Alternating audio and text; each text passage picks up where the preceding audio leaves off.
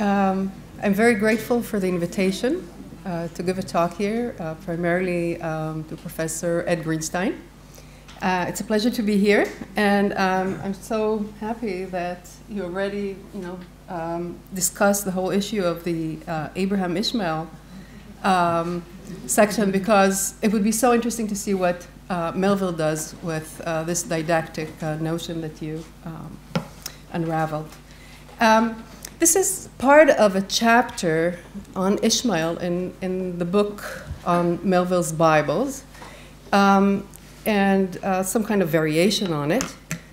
In part, just to give you a brief introduction, I've been working in recent years on the question of literary exegesis. That is, after writing 2 books on the biblical text itself, I moved on to explore the ways in which literature, primarily with Melville and more recently with Agnon, the ways in which literature needs to be taken seriously as a mode of interpretation. That is, I think we read Genesis differently after reading Milton, and we read it differently after reading Melville and Paradise of Toni Morrison. So this is in part the broader project of seeing the ways in which literature can shed light on exegetical problems and issues. Okay. So of the many writers who have sought to reinvent Genesis, I focus on Melville's Moby Dick, a momentous landmark in the history of the literary reception of the text. To be sure, Melville wanted no less than to reinvent the Bible as a whole. And Moby Dick has indeed acquired the status of a Bible of sorts in American culture and beyond. But Genesis is one of the privileged texts in his grand exegetical voyage through libraries and oceans. Like his most notable literary precursor, Milton and Goethe, Melville is intrigued by the opening chapters of Genesis. Leviathan for him is, of course, the Leviathan of Genesis, as well as Job and, Psalms and so on. But the renowned scenes of creation in the Garden of Eden do not suffice for Melville. With characteristic exegetical virtuosity and audacity, he moves beyond the continental scope and positions Ishmael, the outcast, at the center of his reading of Genesis. While his biblicism is surely indebted to European exegetical traditions, it strives at the same time to be quintessentially American, free of mere imitations. "We want no American Miltons," he declares in Hawthorne and His Mosses. Ishmael, far more than Adam, allows Melville to translate Genesis into American landscapes and inscapes, to capture the diverse manifestations of the American frontier and big strokes, to envision a biblical scene no European could have imagined. What would happen, Melville ventures to ask, if we were to transfer Ishmael from biblical times onto a 19th century American whaling ship? What new insights would emerge once Ishmael is set within the context of modern outcasts and renegades? There are many Ishmaels on the Pequod. Melville's primarily aesthetic hermeneutic strategy in Moby Dick is to split or duplicate biblical characters among the different crew members of the Pequod. To represent human character as consistent means to smooth out the incomprehensibility of human nature, the prevalent lack of coherence that characterizes human life. In a playful iconoclastic move, Melville demands that the same attention that is given to divine inconsistencies, all the more so since the rise of biblical scholarship, and he's familiar with biblical scholarship, should be given to human ones. So this is something that he mentions in The Confidence Man, but it's so relevant to Moby Dick. So, each one of the whalers is a different kind of Ishmael. You have Tashtego, you have Queequeg, a whole bunch of wild whalers. But I'll begin with the most prominent one, the narrator, who's called Ishmael. "Call me Ishmael," the famous opening words of Loomings, the first chapter of Moby Dick, call us out of nowhere to consider the story of Ishmael, the quintessential biblical outcast. The narrator, who was anonymous in the preliminary extracts on whales, now erupts unexpectedly with a name and asks to be heard. There may not be a God to hearken to his plight, but we are required to listen and respond to his address. to call him, as if one could cross the boundaries between the real and the fictional and enter the space of literature from where his call is delivered. Or as if he could find a way to enter our world and make us hear his voice as a real voice calling in the wilderness. Unlike Genesis 16, no angel asks that he be called Ishmael. It is he who chooses to assume this name as a point of departure for his tale. Whatever his given name may be, it is not a predetermined name that marks his life from the outset. Likewise, his typological pen name is anything but fixed. In saying, call me Ishmael, rather than I am Ishmael. By the way, in the most recent Hebrew translation of Moby Dick, it says, Ani Ishmael, which is wrong. Kir'uli Ishmael.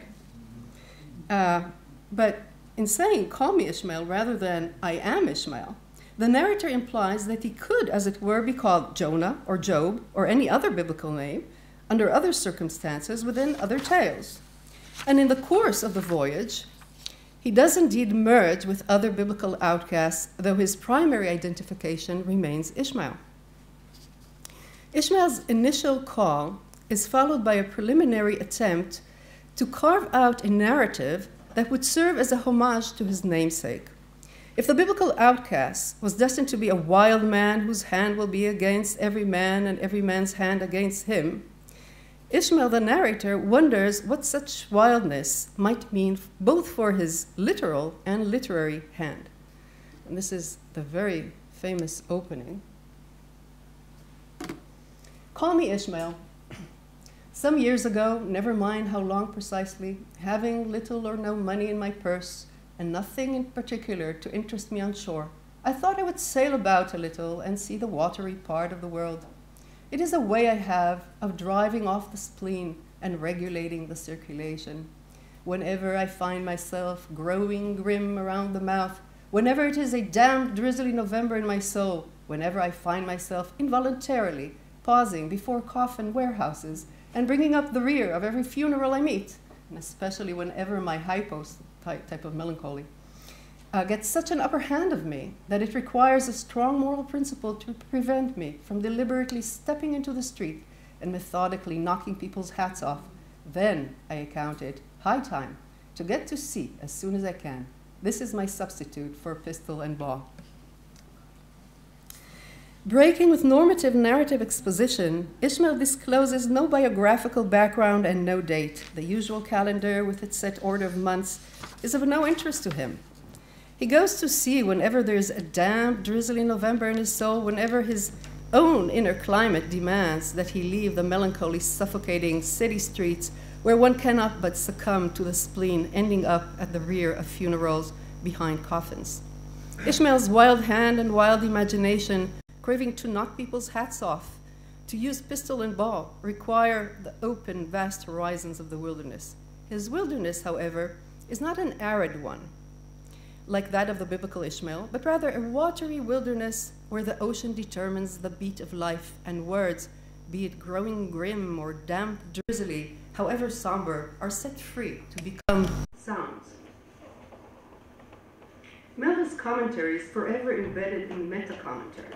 I read Melville's positioning of Ishmael as narrator and exegetical guide in Moby Dick not only as a token of his admiration for the biblical Ishmael, but also as a comment on the ever-growing perception in 19th century America of the Bible as the product of Oriental imagination, and the concomitant construction of the Orient and its inhabitants, the so-called descendants of Ishmael, as indispensable keys to understanding scriptural truths.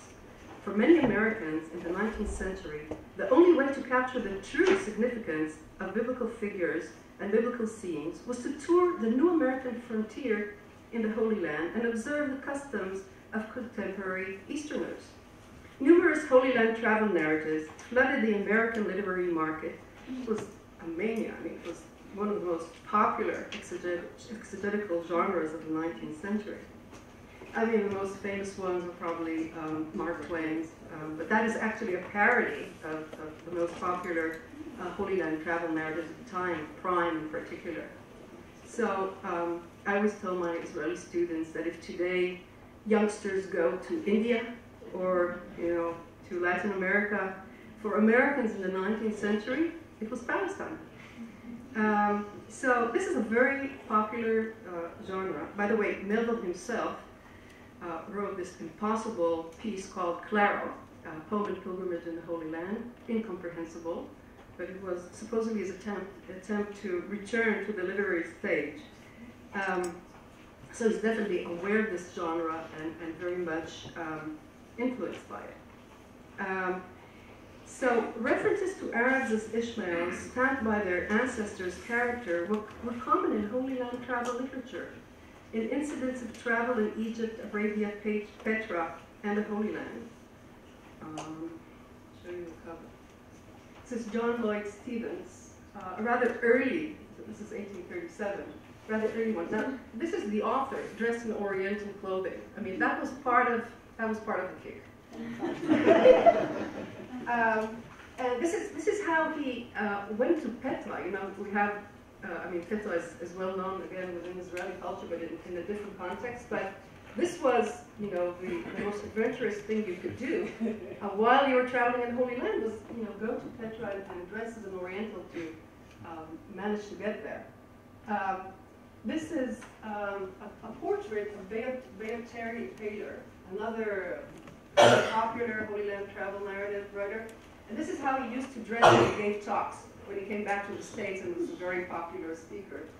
It's a very beautiful painting. But you see, it was part of a whole kind of voyage into the Orient and dressing up as Orientals and coming back and telling the tale. Just a short passage from Stephen's Incidents of Traveling. The sons of Ishmael have ever been the same, inhabitants of the desert, despising the dwellers under roof, wanderers and wild men from their birth, with their hands against every man and every man's hand against them. Okay. Combining the two grand passions of his life, travel and exegesis, Melville couldn't but welcome Holy Land travel literature. Like Stevens in prime, he never ceases to be compelled by the unique pleasures of traveling in an exegetical landscape. What could be more intriguing than to explore hermeneutic problems through travel? What could be more excitingly intense, especially for a writer, than to travel in a book whose characters unfold before the eyes of the voyagers as they, in their turn, become characters in it? Yet his admiration was not uncritical. Melville would have probably endorsed current critiques of Western pilgrimages for overlooking the contemporary Orient in their quest of the ancient layers of biblical realities. He complicates the matter, and this is what I find very interesting, by suggesting that such blindness often prevails in a culture's interpretation of itself as well.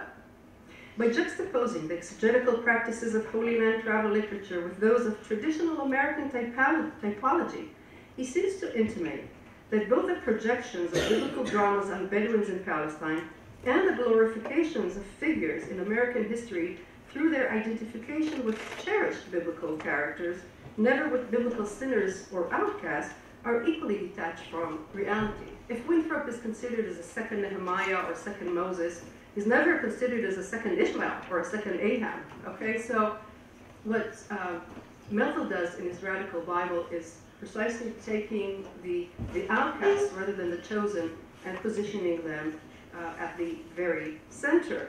But then there's a certain blindness in this typology, much as there is a blindness in the biblical ethnographies of the East. So Moby Dick is a counter-pilgrimage that calls for a voyage whose purpose is not to visit the well-known sacred sites of Palestine, Sinai, and Arabia, Petra, but to seek revelation in what remains uncharted in Holy Land travel narratives, the wild and distant seas where the portentous and mysterious white whale roams about. Instead of following in the footsteps of Abraham or Jesus in Jerusalem or the Galilee, Melville's counter-pilgrimage calls for a whaling voyage that begins with the dramatic opening of the great floodgates of the wonder world and sets out to follow endless processions of the whale and mid-modes of them all. One grand hooded phantom, like a snowville in the air. There's much of Noah's Ark here too. To pursue the grand hooded phantom of an inscrutable white whale, though analogous to a wild goose chase, seems to be the ultimate way to approach the inner voyage all pilgrims attempt to realize, albeit in different ways. There is one Oriental Ishmael aboard the Pequod, Ilana Pardes, ascending at night to the top of the masthead, the oceanic equivalent of the camel. The turbaned Fedallah becomes, in the course of the journey, the Pequod's oriental guide to the celestial traces of spirits. By the way, this is, in Holy Land travel narrative, there was sort of a classical tour was it 3 weeks, and you would go from Jerusalem to Bethlehem, or down to the Dead Sea, and then back through Bethlehem, and usually the dragomans and guides were Orientals. So in many ways, I read Fedallah as some kind of Oriental guide, but within the ocean. So this is a beautiful passage from a chapter called The Spirit's Life. You should know that Melvillians talk about chapters in Moby Dick as we talk about the Bible. Chapter, blah, blah, blah. Okay.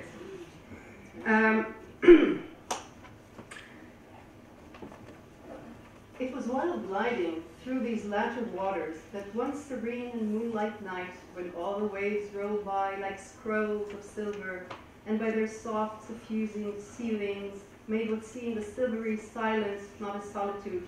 On such a silent night, a silvery jet was seen from far in advance of the white bubbles at the boat. Lit up by the moon, it seemed celestial, seemed some plumed and glittering god uprising from the sea. Fedallah first described this jet, for of these moonlight nights, it was his wont to mount the main masthead and stand a lookout there with the same precision as if it had been day. And yet, though herds of whales were seen by night, not one whaleman in 100 would venture a lowering for them. You may think with what emotions, then, the seaman beheld this old Oriental perched aloft at such unusual hours, his turban and the moon companions in one sky.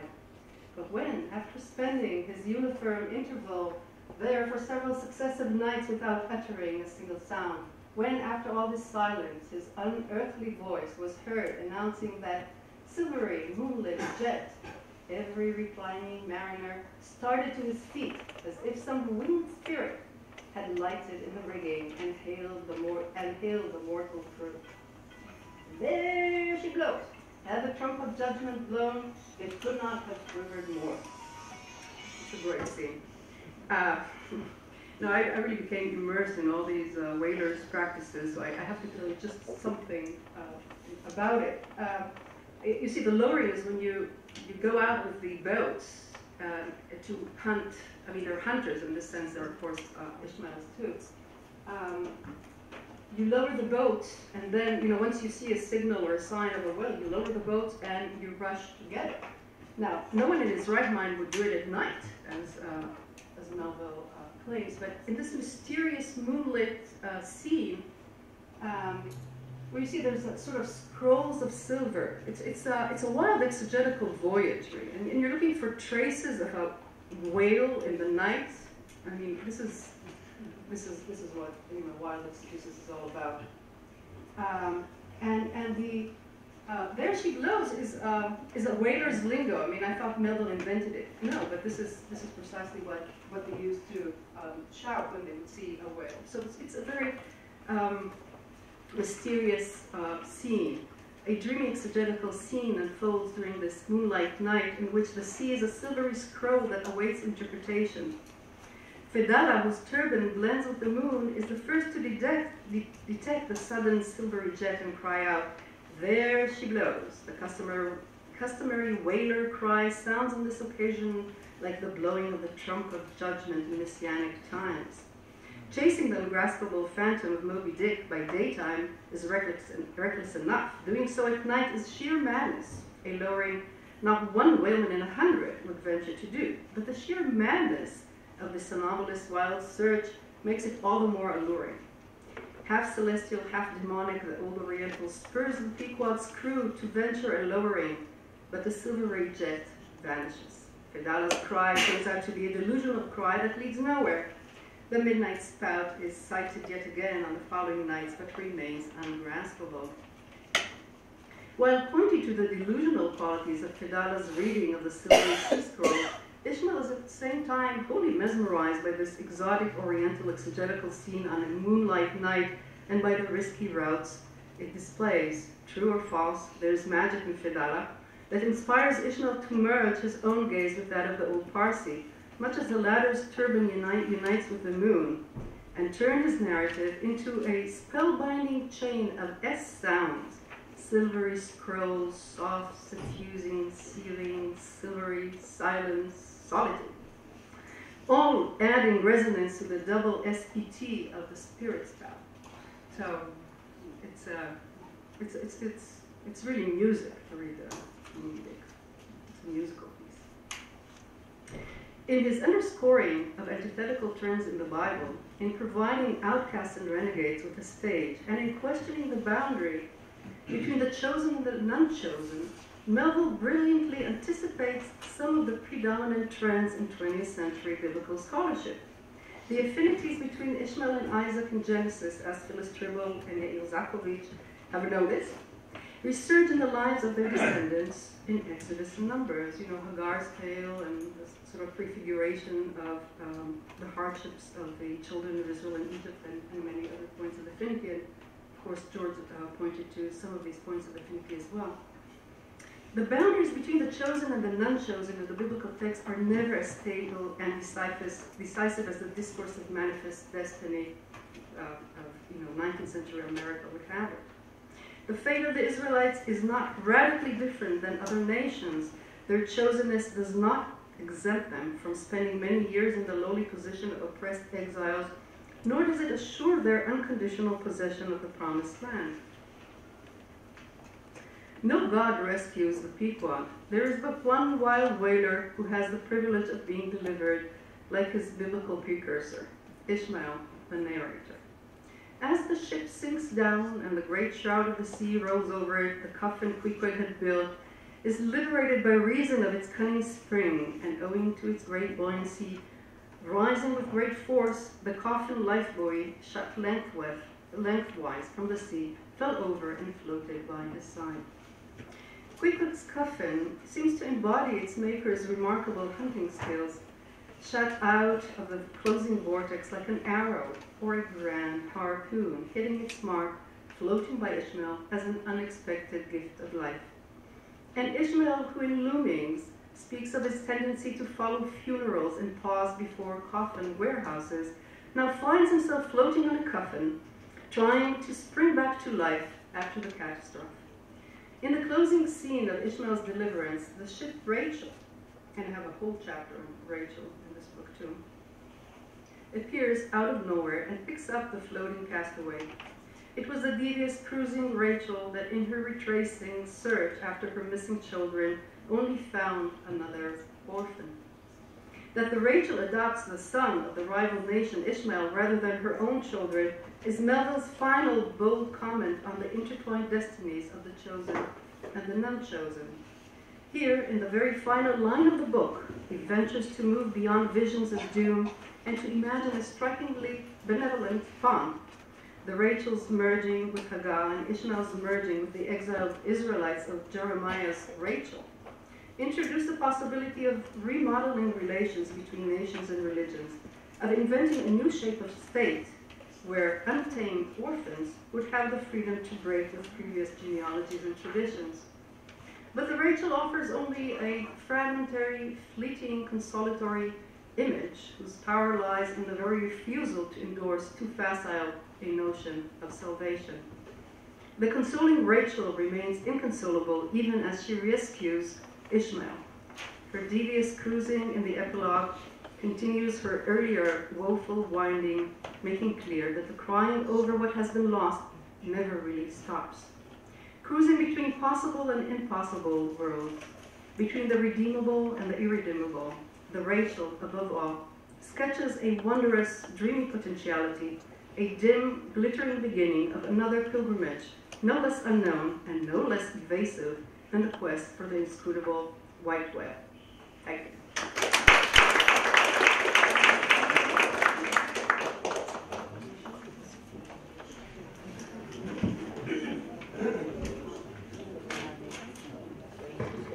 Thank you, Ilana, for this enjoyable lecture.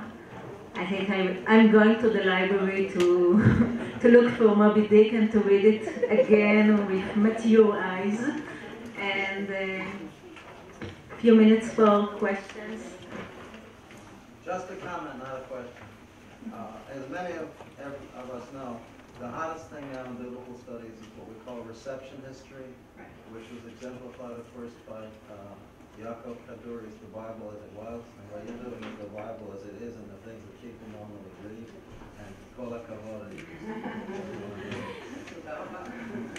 But I think that's precisely what I've been doing in the past year. Dealing with the question of reception. I mean, the question is not only what happened in the biblical text itself. I mean, we always read it through the prism of, of our current times, but actually to find really and explore the cultural roles of the Bible. So, as far as the American scene is concerned, the Bible is a very base, very core of American identity. And how does that work? And how does that change?